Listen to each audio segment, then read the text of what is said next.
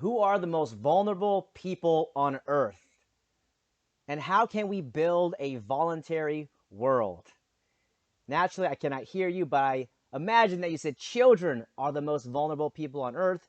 And one of the ways we can build a voluntary world is through empowering children with freedom and personal responsibility. Hello, everyone. I'm David James Rodriguez. I'm so honored to be with you here at Anarchapulco 2020, the greatest event ever on earth, in my opinion, as I've been there for 6 years in a row. And joining you via video today, we're talking about the Gatto project. Gatto, get all the thinkers out of 4 schools. And I'm going to share with you, by the end of this talk, 10 reasons why you might want to get your child out of 4 schools, 7 things to do after you remove your child from their 4 school, 3 phrases to tell yourself for peace of mind before and after you get your child out of 4 schools, and 1 action to start the journey to get your child out of 4 schools. And as I proceed, I do want to take a pause here and acknowledge the organizers, because this whole thing takes effort, and I want to say special thanks. And if you guys want to acknowledge them as well, this whole thing takes a lot of energy and time. I was so honored to be participating in years past with this great group of people. So I want to say thank you to Jeff, to Catherine, to Jessica, to Nathan, to Dana, and everyone who's participating this year, in the past, and in the future. So can we just acknowledge them with a round of applause if you can hear me there? I'm so grateful for you guys. Really. You guys are so great. And this is the best event ever. I love this event, and this is why I'm here, via this satellite feed. And so I want to share a little bit about why I chose this topic. And would it be okay if I tell you a little bit about myself? Again, I imagine you say yes. Thank you for your permission. I am David James Rodriguez. I'm principal of a private school, non-traditional, called Valor Academy. I focus on accelerated graduations for teenagers and apprenticeships. I'm also the founder of Homeschool Leader, where I help parents learn to homeschool with confidence and peace of mind.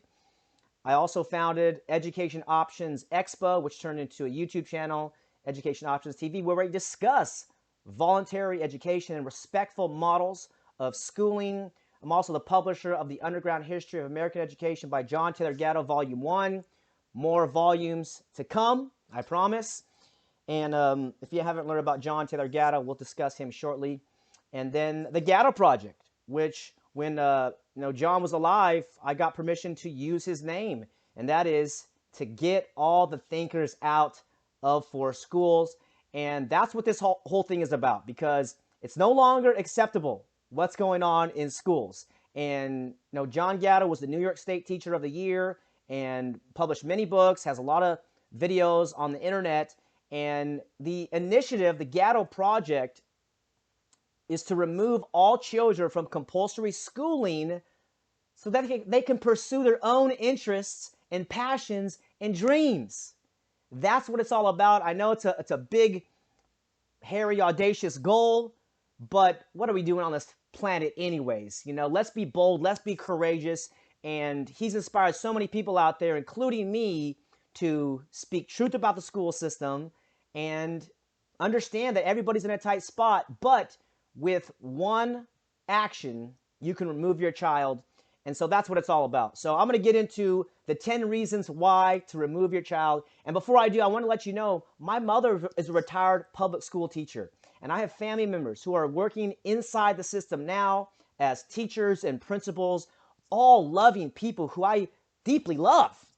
And what happens is when you're in this structure, they take good people and they trick you with the incentives and the money and the pension and all these, good work schedule. And then by the time you have to pay your mortgage and feed your kids, you're stuck between a rock and a hard place. So I have a lot of compassion for the teachers out there. And so there are some solutions, but today we're talking with parents, with you parents who've been sitting on the fence. I know it's a very scary decision.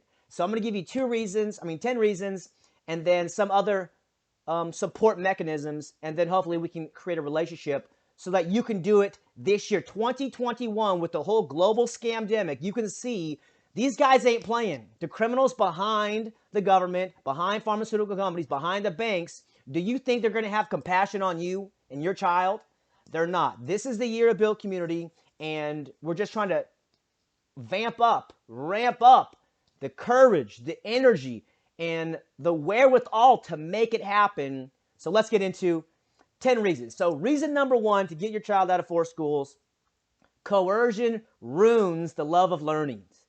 Do you remember being a child and how eager it was, how you were to go learn, whether it was riding a bike or playing with a slingshot, even just learning to walk and to talk? How interesting was this life? You look at your parents' face and everything was so interesting and fun. That is normal. But when you are in a compulsory environment, mandatory attendance, mandatory curriculum, that ruins the fun. And learning is its own reward. So stop using coercion, people out there. I know, again, we're in the system, but that's the first reason, is it ruins learning, the fun of learning. The love of learning. My gosh, if you want your child to be successful, I invite you to consider they're going to need to love learning, because this is a fast-paced, changing world. And if they're expecting to succeed and achieve their dreams by obeying someone's orders, well, then we're all being deceived. Okay, and this is what it is. So number 2, using the bathroom is a human right. Could you imagine in America, there's over 50 million children, and now with the remote learning, who knows? But they used to, last year, raise their hand to go to the bathroom. And I think even in the Zoom calls, they still got to raise their hand. Teacher, can I go to the bathroom? And I've had parents tell me their child, their 8-year-old daughter, asked her, Mom, can I go to the bathroom? In their own house.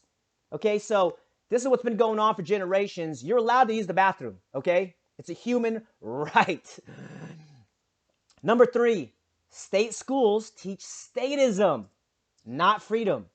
If we want to live in a free world, build a free society, then we have to get them out, because statism is that religion, which Larkin Rose so articulately put in his book, a decade ago in his great works. It's a real religion. You pledge allegiance to their flag, not to your family values, your faith, love, honesty, truth, to the state, to the republic for which it stands. Reason number 4 to get your child out of forced schools: the curriculum inside state schools is destructive. Have any of you seen the sexual education curriculum in your state recently, or what's coming in the pipeline? I'm based here in California, and they're literally teaching elementary school kids to put condoms on bananas or cucumbers and shove inside their body. Elementary school children, okay? I thought school was supposed to be about reading, writing, and arithmetic. Maybe 3 generations ago, that's what was going on. But there's an agenda now, you know it, potentially, Agenda 21, global citizenship. And we'll talk about that here in a second. Number 5, every year these schools get worse. So I don't know how old you are. I'm in my 30s. But if you have a child, you're a generation behind what was happening. What was happening when you were in school? And I was raised in a small town, so it wasn't that bad, but it was still pretty bad. You learn disrespect. You learn to get drugs. You learn to lie. You learn to be deceitful in the structure of the model. That's what they teach you indirectly. Number 6, they teach your child to be a global citizen, as I mentioned. And remember, United Nations is a rendition of the League of Nations, because once you own the banks, as the Rothschilds do and have done for many generations, they don't want money. They print money. They want power. And how do they get power? Mental power. They want to take over the mind of your children, and they're teaching them to be a global citizen. Well, have you ever heard the term sovereign citizen? So that's an oxymoron. Either you're a sovereign, which we are, you're kings and queens, or you're a citizen, you're a subject. So they're teaching the children to prepare for the global government. And we're seeing with this whole lockdown, they're shutting down small businesses, and they literally want your child to pledge allegiance not to the U.S. flag, to the United Nations flag. And when's that going to happen? Well, there's Agenda 21, Agenda 2030. I've seen Healthy People 2050, I believe it is. These guys are psychos, okay? So that's reason number 6.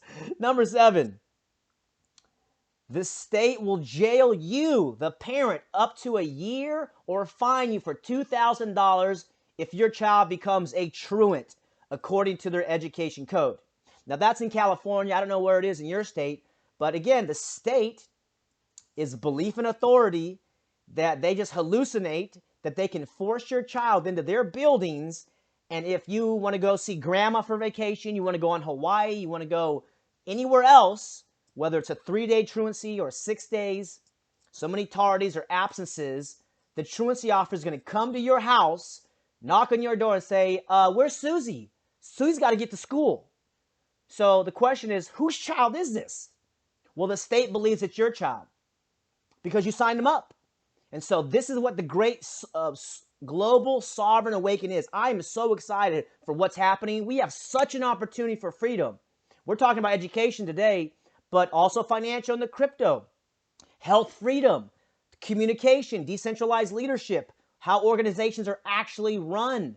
My friends, today is the day to get involved. Today is the best time of our life because now tyranny isn't hidden. Tyranny is open. It is so clear for anybody to see. If you have a critical mind, you can see it.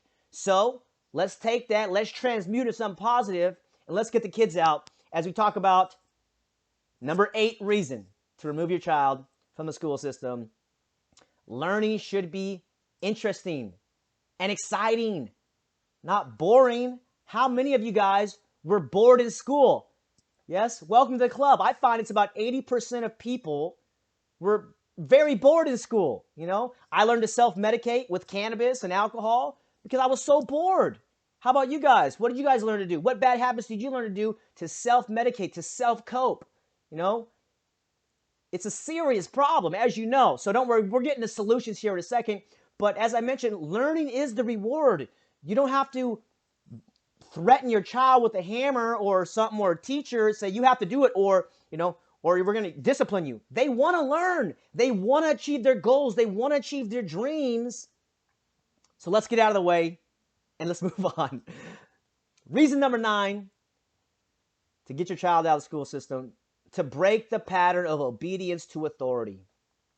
This is one of the key reasons the school system was designed. If you look in the book or look online with John Taylor Gatto, you look up Johann Fichte in 1806, he literally said, paraphrased, so not literally, he said, whoever's been in charge of the school system for one generation, they won't need armies or policemen because the children, the adults, they will police themselves. And that's what's happening with this whole mask and vaccines. Now you don't have to worry so much about the cops. It's the Karens and the Darrens in the grocery store.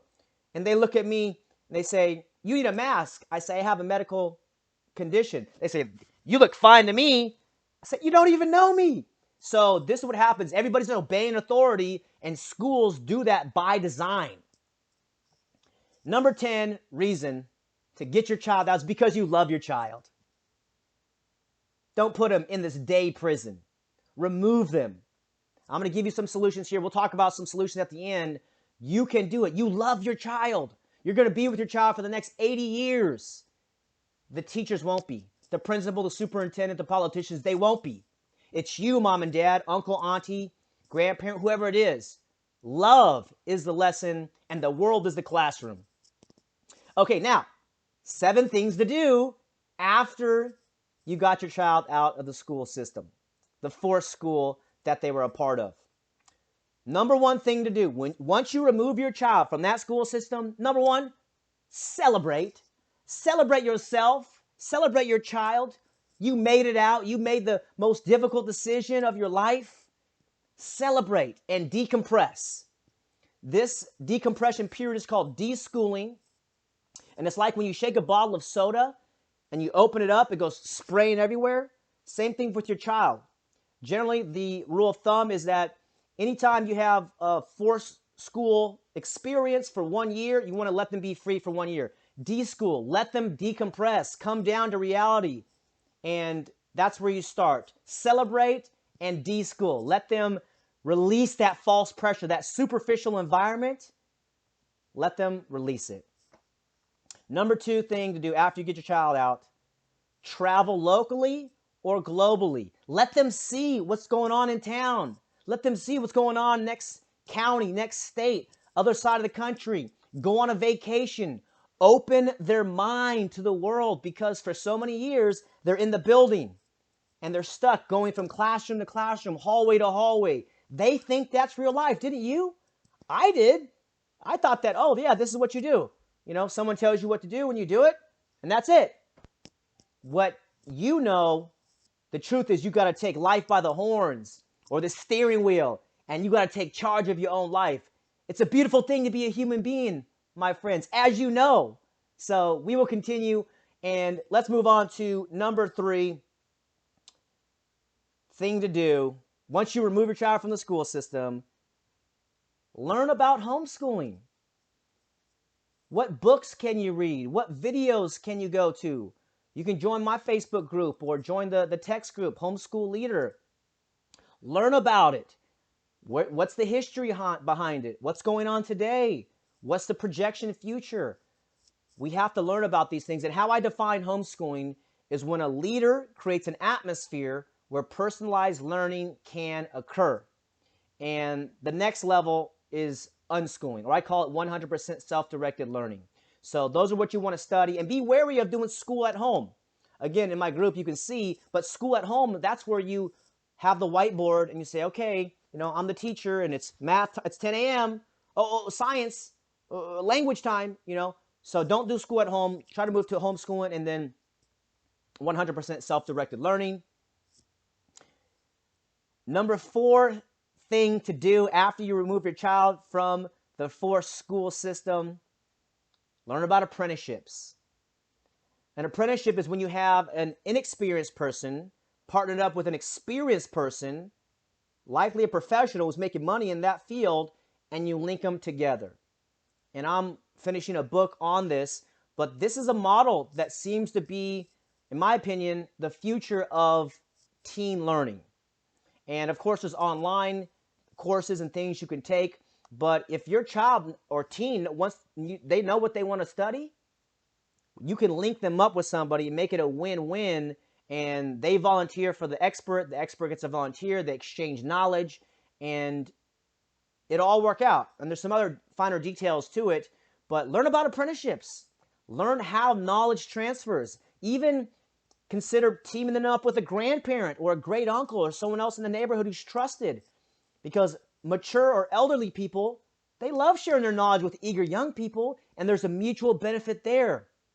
That's really an untapped resource, is the experience and knowledge of mature people. People in their, gray years, right? Their silver and golden years. Learn from these folks.